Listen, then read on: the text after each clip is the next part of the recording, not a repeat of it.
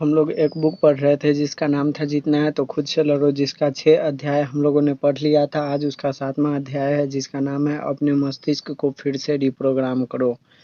अब देखते हैं कि अपने मस्तिष्क को फिर से रिप्रोग्राम कैसे किया जा सकता है। किसी ने बहुत सही कहा है, अगर इस दुनिया में बदलाव लाना चाहते हो तो सबसे पहले खुद में बदलाव लाओ, और अगर खुद में बदलाव लाना चाहते हो तो सबसे पहले अपने मन में बदलाव लाओ। वर्तमान में आप जैसा भी जीवन जी रहे हो उसका एकमात्र कारण यही है कि आपके मन ने इस तरह के जीवन को स्वीकार कर लिया है। आपका नज़रिया, आपका चरित्र एवं आपका व्यवहार सब वर्तमान परिस्थितियों के अनुकूल हो चुका है। आप वर्तमान परिस्थितियों के आदी हो चुके हो और वही आपके लिए आरामदायक हो चुकी है। वर्तमान परिस्थितियों को बदलने के लिए सबसे पहले आपको अपने मन को इस बात के लिए राजी करना होगा कि यह परिस्थितियां आपके लिए लाभदायक बिल्कुल नहीं हैं और आप भी इनमें बदलाव चाहते हैं। इंसान वही कार्य करता है जो सोचता है और वही सोचता है जो वह सीखता है, जो वह सुनता है और देखता है। यानी कि जैसा बाहर से हमारे अंदर आएगा वैसा ही हमारे अंदर से बाहर जाएगा।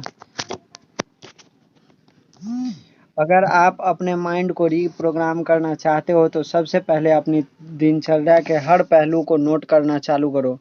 गौर करो कि आप पूरे दिन क्या कर रहे हैं। आप कब उठ रहे हैं, कब काम कर रहे हैं, कब फ्री बैठे हैं, कहाँ कहाँ से आपका दिमाग इन्फॉर्मेशन बटोर रहा है, किस तरह के लोगों से आप मिल रहे हैं, कितना समय आप फ़ोन पर बिता रहे हैं और किस तरह का कंटेंट देख रहे हैं। यह सभी चीज़ें जाने अनजाने आपके माइंड को प्रोग्राम कर रही है। दिमाग में जाने वाली हर इन्फॉर्मेशन का आपके ऊपर असर होता है। अगर वह पॉजिटिव है तो पॉजिटिव असर रहेगा और अगर वह नेगेटिव है तो फिर असर नेगेटिव होगा। अनजाने में ही सही मगर हम लोग नेगेटिव इन्फॉर्मेशन ज़्यादा लेते हैं, जिस वजह से हमारे स्वभाव में भी नकारात्मकता आ जाती है। ऐसा इसलिए होता है क्योंकि अधिकांशतः नेगेटिव इन्फॉर्मेशन तात्कालीन सुख देती है या मनोरंजन कर सकती है। उदाहरण के लिए, यदि अगर आपका कोई दोस्त बार बार आपसे यह कहे कि सिगरेट पीने से कुछ नहीं होता, अगर कैंसर होना है तो वह बिना सिगरेट पिए भी हो जाएगा, तो एक टाइम के बाद आपका मन भी इस बात को मानने लगेगा और फिर कैंसर होने के डर से आप अगर सिगरेट छोड़ सकते थे तो भी नहीं छोड़ेंगे। इसीलिए जैसे हम हमारे घर में हर किसी को नहीं घुसने देते, बिल्कुल उसी तरह से हमारे दिमाग में भी केवल उसी तरह के इन्फॉर्मेशन को आने देना चाहिए जो अच्छी हो और हमारे लिए ज़रूरी हो। गैर ज़रूरी और ऐसी इन्फॉर्मेशन जो हमें शायद तात्कालिक सुख दे तो दे, पर उसे ना लेने से भी हमारा कोई नुकसान ना हो, तो ऐसे इन्फॉर्मेशन को हमें हमारे दिमाग से दूर रखना चाहिए। महान लोग और आम इंसान के बीच एक बड़ा फ़र्क यही होता है कि महान लोग उतना ही बोलते, सुनते या देखते हैं जितना उनके लिए ज़रूरी है, जबकि आम इंसान अपना ज़्यादातर समय गैर ज़रूरी बातों पर ही खर्च कर देता है, जिनसे उन्हें भविष्य में कोई फ़ायदा नहीं होने वाला, किंतु उनके तात्कालिक मनोरंजन की ज़रूरत को अवश्य पूरा करती है। जैसे पिछले दिन आए टीवी के सीरियल को डिस्कस करना, किसी हो चुके मैच के बारे में बात करना या मोबाइल पर कोई वीडियो देखना, पड़ोस वाले या अपने ऑफिस के किसी व्यक्ति के बारे में डिस्कशन करना या बॉस के पीछे से उसकी बुराई करना। इस तरह की गैर ज़रूरी इन्फॉर्मेशन जब नियमित रूप से आपके दिमाग में जाती है तो आप भी अपने लक्ष्य की तरफ फोकस नहीं कर पाते हैं। आइए इसे एक उदाहरण से समझते हैं। आपके घर के फर्श पर बहुत सारा सामान बिखरा पड़ा है, पर आपको उसी वक्त कहीं बाहर जाना है। आप अपनी कार की चाबी ढूंढ रहे हैं, वह फर्श पर ही कहीं गिरी हुई है। सारी कोशिशें करने के बाद भी आपको वह दिखाई नहीं दे रही है। आप जानते हैं ऐसा क्यों हो रहा है। जब आपके आगे और बहुत सारी चीज़ें बिखरी हुई है और हमें वह चीज़ ढूंढनी है जो उन सब में से एक है, तो हमारी नज़रें भी उस पर फोकस नहीं कर पाती। जबकि अगर आपका कमरा साफ सुथरा और ढंग से व्यवस्थित होता और वह चाबी वहाँ पर अकेली पड़ी होती तो वह आपको बड़ी ही आसानी से दिखाई दे जाती। किंतु अगर उस कमरे में 50 और भी तरह की अलग अलग बनावट की और अलग अलग कलर की बहुत सारी वस्तुएं दिख रही होंगी तो आपके लिए उस चाबी को ढूंढ पाना बहुत ही मुश्किल हो जाएगा और हो सकता है आप चाबी को ढूंढते ढूंढते शायद थक जाओ और ढूंढना बंद भी कर दो। यही परिस्थितियां हमारे दिमाग की भी होती है जब वह आपके लक्ष्य पर फोकस तो करना चाहता है परंतु चाहते हुए भी बहुत अलग अलग तरह की अनुपयोगी इन्फॉर्मेशन के साथ उस एक लक्ष्य पर फोकस नहीं कर पाता। वह थक जाता है जिससे आपकी इच्छा शक्ति कमजोर हो जाती है और फिर आप लक्ष्यों की दिशा में कदम उठाना ही बंद कर देते हैं। इसीलिए आपने लोगों को कहते हुए अक्सर सुना होगा कि मैंने कोशिश तो की लेकिन मुझसे हुआ नहीं या फिर मैं कर नहीं पाया। अगर आप चाहते हैं कि आप फोकस करें अपने लक्ष्य पे तो सबसे पहले अनुपयोगी गैर जरूरी इन्फॉर्मेशन को अपने दिमाग में जाने से रोकें क्योंकि यह सारी इन्फॉर्मेशन आपके दिमाग को कंफ्यूज कर रही है और थका भी रही है। आपको आगे बढ़ने से कोई और नहीं रोक रहा बल्कि अनजाने में यह काम आप खुद ही कर रहे हो। खुद को बदलिए, आपका समय अपने आप बदल जाएगा। यह है आम आदमी की दिनचर्या जिसको आप देख रहे होंगे कितना ज़्यादा मतलब कि आम आदमी वर्क करता है और यह है महान लोगों की दिनचर्या। लक्ष्य को प्राप्त करने के लिए ज़रूरी इन्फॉर्मेशन खाली बॉक्स और गैर ज़रूरी इन्फॉर्मेशन। ये ऊपर दिए गए चित्र में हम तुलनात्मक अध्ययन कर पा रहे हैं कि आम आदमी और महान लोगों की दिनचर्या के बीच में क्या फ़र्क होता है। यहाँ आप स्पष्ट तौर पर देख सकते हैं कि ज़्यादातर आम लोग अपनी दिनचर्या का अधिकतर समय ऐसे काम करते हुए ऐसी इन्फॉर्मेशन इकट्ठा करते हुए बिताते हैं जो अनुपयोगी, गैर जरूरी किंतु तात्कालिक सुख देने वाली होती है। वहीं महान लोग अपनी दिनचर्या का अधिकतर समय जरूरी और उपयोगी किंतु थोड़ी बोरिंग इन्फॉर्मेशन इकट्ठा करते हुए या इसी तरह का काम करते हुए बिताते हैं।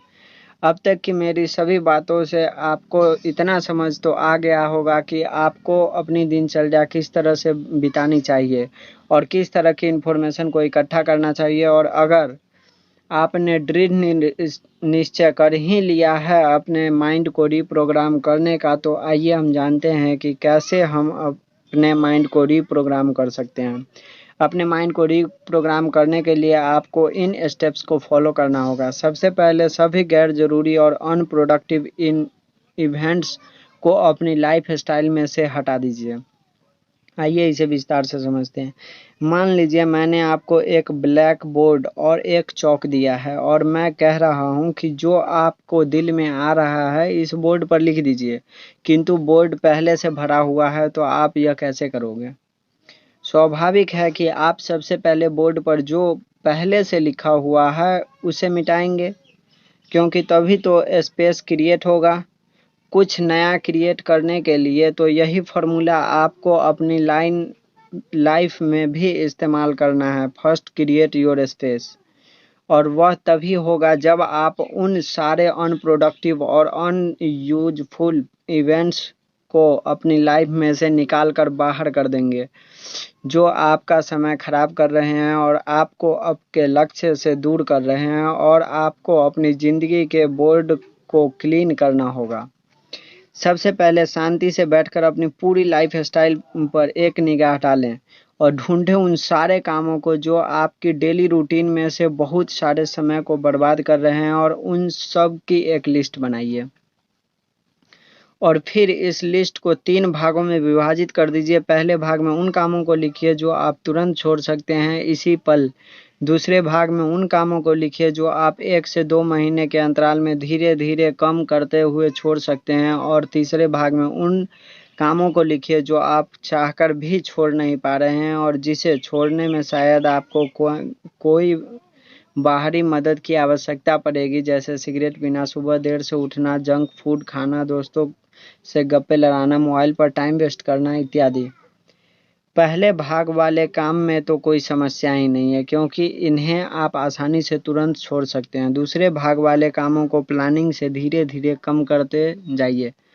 बस इतना ध्यान रखें कि आप आज बीते हुए कल से कम समय इन कार्यों पर खर्च करेंगे और देखते ही देखते यह कार्य 1 से 2 महीने में पूरी तरह आपके जीवन से दूर हो जाएंगे।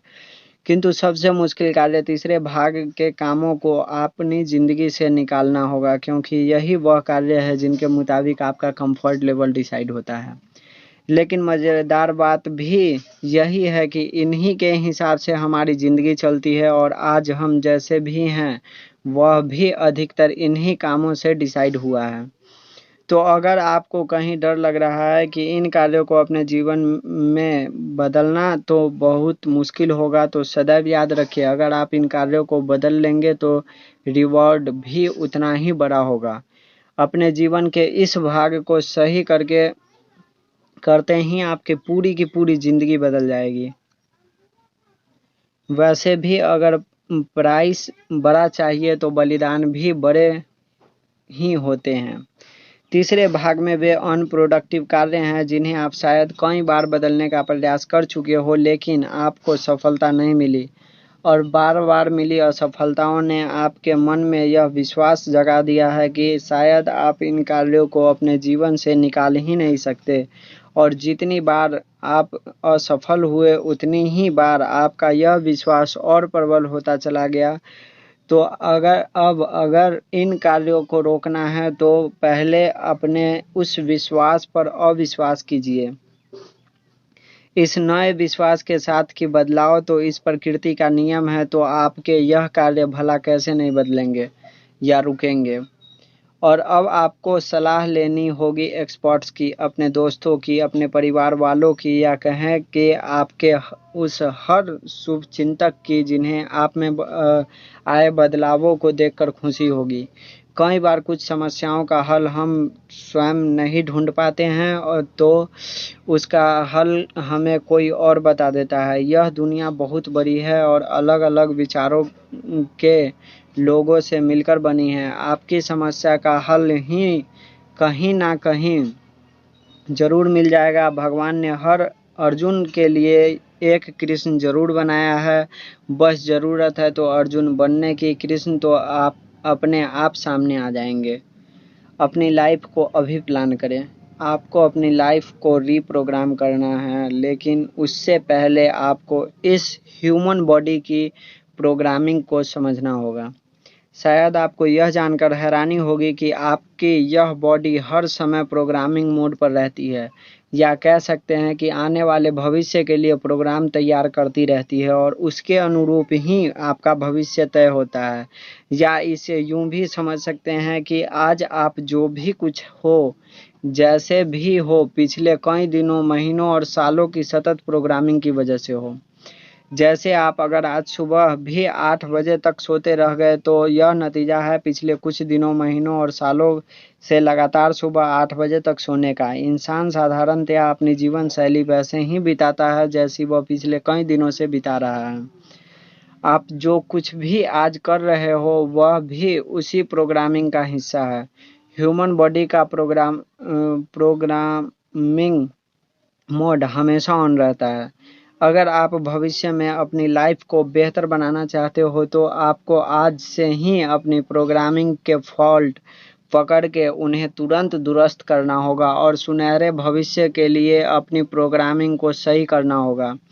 एक ही तरह की प्रोग्रामिंग जितनी पुरानी होती है उतना ही स्ट्रांग होती है और उसमें बदलाव लाना भी उतना ही मुश्किल होता है जैसे वह प्रोग्रामिंग जो आप बचपन से कर रहे हो उन्हें बदलना सबसे मुश्किल होता है। उदाहरण के लिए आपके चलने की स्टाइल, बोलने का तरीका, सोने का तरीका इत्यादि।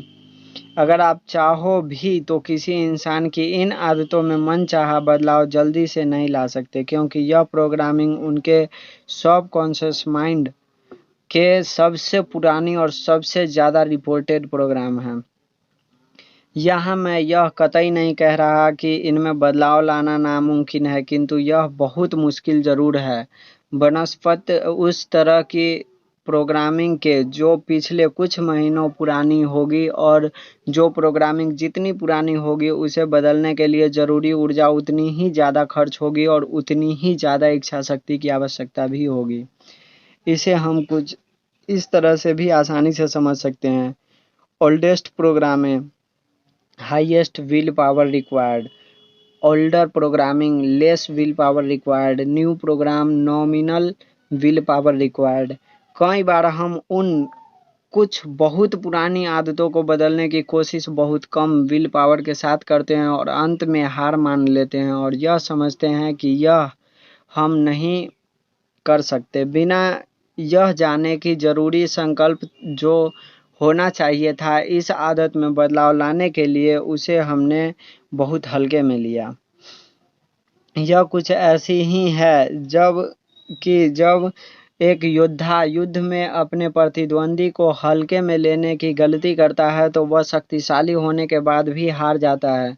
जैसे उस योद्धा को उस प्रतिद्वंदी को हराने के लिए सबसे पहले उसके बारे में पूरी जानकारी इकट्ठा करनी होगी, वैसे ही अगर हमें भी किसी आदत में बदलाव लाना है तो पहले यह समझना होगा कि इस आदत के अंदर ताकत कितनी है या यह कितनी शक्तिशाली आदत है। और इसे जानने का सिर्फ एक ही तरीका है कि आप यह पता लगाओ कि इस तरह की आदत को बनाने के लिए आप इसकी प्रोग्रामिंग कब से कर रहे हो।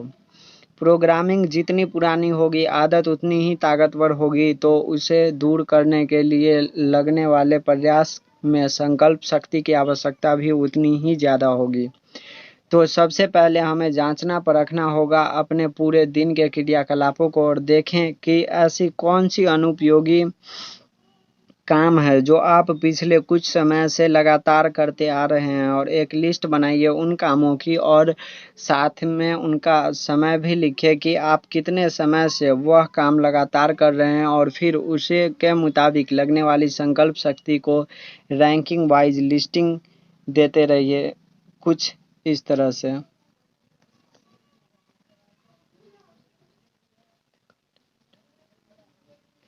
यहाँ ऊपर दिए चार्ट को देखने से पता चलता है कि आपको विशेष तौर पर 4 ऐसी आदतें मिली हैं जो कि अनुपयोगी, खर्चीली और समय की बर्बादी करने वाली है, जिसमें सबसे मुश्किल आदत सिगरेट की है। यह सबसे मजबूत आदत इसलिए भी है क्योंकि यह पिछले 8 साल पुरानी है, साथ में हेल्थ के लिए भी नुकसानदायक है क्योंकि यह सबसे पुरानी है और इसके लंबे समय के सेवन से इसकी लत भी आपको पड़ चुकी है। यह सबसे ताकतवर आदत बन चुकी है, इसीलिए सबसे ज़्यादा संकल्प शक्ति की आवश्यकता आपको इसे ही छोड़ने के लिए चाहिए होगी। इसके बाद दूसरे नंबर पर सुबह देर से उठने वाली आदत है, तीसरे नंबर पर फेसबुक ज़्यादा यूज करने वाली आदत और चौथे नंबर पर कॉफ़ी पीने वाली आदत है। यहाँ मैं स्पष्ट कर देना चाहता हूँ कि खान पान से संबंधित आदत कम समय में भी ज़्यादा ताकतवर हो सकती है क्योंकि उनका असर मन के साथ साथ तन पर भी एक लंबे समय से पड़ रहा होता है, जो कि उसे कम समय में भी अधिक ताकतवर बना सकती है। वास्तविकता में यह क्रम अलग भी हो सकता है और यह इस बात पर भी डिपेंड करता है कि उक्त पदार्थ का सेवन किस मात्रा में और कितने कितने समय पश्चात किया जा रहा है। इस तरह की लिस्ट को बनाने का मुख्य मकसद यह भी है कि आप यह जान पाएं कि आपकी कौन सी आदत कितनी पुरानी और ताकतवर हो चुकी है और उसे छोड़ने के लिए आपको कितनी इच्छा शक्ति की आवश्यकता होगी, और आप अपने आप को मानसिक रूप से उसके लिए किस तरह तैयार करें और प्रेरित करें ताकि इच्छा शक्ति सही ढंग से कार्य कर पाएँ। इसके लिए आवश्यक है इन दोनों चीज़ों की जिम्मेदारी का भाव और उत्साह। आइए इसे एक उदाहरण से समझते हैं। मान लो आपको कल सुबह 5 बजे उठना है किंतु आपको 8 बजे तक सोने की आदत है, तो निम्न परिस्थितियों में से कौन सी परिस्थितियां में आप सुबह पक्का उठ जाओगे? आपको आपके पिताजी को सुबह रेलवे स्टेशन छोड़ने जाना है। कल सुबह से आप जिम शुरू करना चाहते हैं। क्रिकेट खेलना आपको बहुत पसंद है और कल सुबह आपको क्रिकेट मैच खेलने जाना है। कल सुबह से उठकर आपको 6 महीने बाद होने वाले एग्ज़ाम की तैयारी करनी है। सुबह 5 बजे उठकर पेड़ों में पानी डालना है। सुबह आपको शिमला वाली ट्रेन पकड़नी है, आप घूमने जा रहे हैं। तो अधिकांश लोग पहली, तीसरी और छठी परिस्थिति में खुद को उठा पाने में कामयाब हो जाएंगे, जबकि बहुत कम लोग दूसरी और चौथी परिस्थिति में खुद को उठा पाएंगे और बेहद ही कम लोग खुद को पांचवी परिस्थिति में खड़ा कर पाएंगे। ऐसा क्यों होता है कि किसी परिस्थिति में तकरीबन सभी लोग खुद को उठा लेते हैं और किसी परिस्थिति में यही अनुपात बहुत नीचे गिर जाता है। किसी में तो कोई भी खुद को खड़ा नहीं कर पाता। इसे गंभीरता से समझते हैं। पहली परिस्थिति में लोग खुद को इसलिए खड़ा कर पाते हैं क्योंकि उनके ऊपर एक जिम्मेदारी डाल दी जाती है जिसे उन्हें पूरा करना ही है। कोई आपका अपना आपके ऊपर निर्भर है और अल्पकाल के लिए तो आप स्वाभाविक तौर पर इस जिम्मेदारी को ले लेते हैं। तीसरी परिस्थिति में आप उत्साहित हो इसीलिए उठ पाते हो। आप सुबह उठोगे तो वह करने को मिलेगा जिसे आप दिल से बहुत पसंद करते हो। और छठी परिस्थिति में भी घूमने जाने का उत्साह आपके मन में है। दूसरी परिस्थिति में आप बहुत सुबह उठना तो चाहते हो, आप जानते भी हो कि यह आपके लिए अच्छा रहेगा, परंतु यहाँ ना तो कोई जिम्मेदारी वाला भाव आपके मन में है, ना ही आप इसे लेकर उत्साहित हो, क्योंकि आप जानते हो कि अल्पकाल में इससे कुछ नहीं होगा। ऐसा करने का फायदा आपको दीर्घकाल में ही होगा, इसीलिए आपको लगातार जल्दी उठना होगा, जिससे आपका थोड़ा बहुत उत्साह भी काफूर हो जाएगा। चौथी परिस्थिति भी लगभग इसी तरह की है और पांचवी परिस्थिति में तो आपका मन जानता है कि अगर पानी देने में 2 घंटे देरी भी हो गई तो पेड़ों की सेहत पर कोई खास फर्क नहीं पड़ने वाला, जिससे जिम्मेदारी वाला भाव तो आ ही नहीं पाता और इस काम को करने में आप खास उत्साहित भी नहीं हैं।